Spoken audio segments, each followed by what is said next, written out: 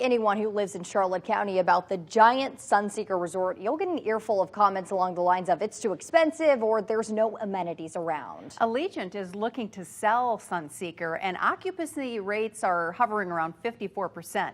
Wink News anchor Corey Lazar investigates what it would take to get this resort on the right track towards success. When I posted the news about Sunseeker for sale on my Wink News Facebook page, the comments blew up. The majority were all negative. Now, I discovered we may be looking at this resort through the wrong lens. Joe commented, a little outrageous for the location, plus all the fees add up, and then you don't have much left to spend on food and beverage. Carol chiming in on Facebook about the area around the resort, saying there's very little shopping there and there's no beach. But Ken offers another perspective on the price of rooms, saying, I love how everyone says $238 is crazy.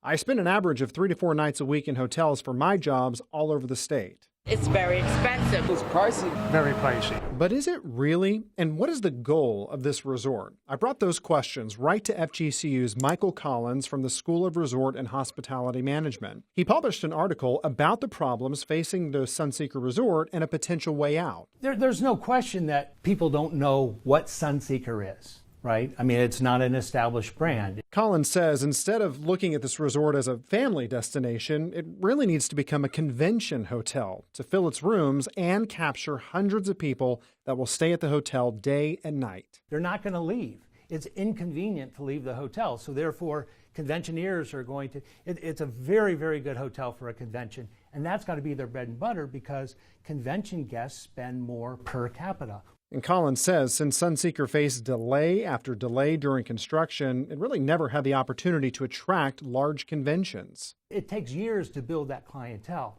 One of the ways Sunseeker could perhaps get that base of business built up quicker is to brand the hotel. One of the things that Marriott, Hyatt, et cetera, brings to the table is international sales offices. They bring relationships with conventions that rotate around the country. Another hurdle, more flights from Allegiant Airlines into the Punta Gorda Airport. They do control the airline seats. The challenge is, if I'm holding a convention, people need to be able to fly in and fly out when they want. And I know that Allegiant does a lot of Sunday, Thursday, Friday, Wednesday, certain days of the week they fly into certain markets. And that creates a challenge if I'm trying to put on a meeting. And Collins believes once this can be accomplished, other development and amenities around the resort probably won't be too far behind. Now, room rates are around $230 to $300 a night. It's actually on par with resorts of this size in similar markets. You can also see they have all types of pictures and an entire page online all about events and conventions. I did hear from some people who say, look, Sunseeker is a great addition to Punta Gorda, a place to dine and relax. Wink News will update you on when a buyer presents itself for the resort. Back to you. Now, Wink News reached out to Sunseeker to learn more about their expectations this year. They told us in a statement, in the first quarter of 2025, we expect convention room nights to be roughly double our production in Q1 of 2024. Overall, we expect to book about 60,000 convention rooms for stays in 2025. To read more about what Sunseeker's team had to say, just head to this story on winknews.com. Now on Wink, children have the chance to learn about the timeless art of sewing.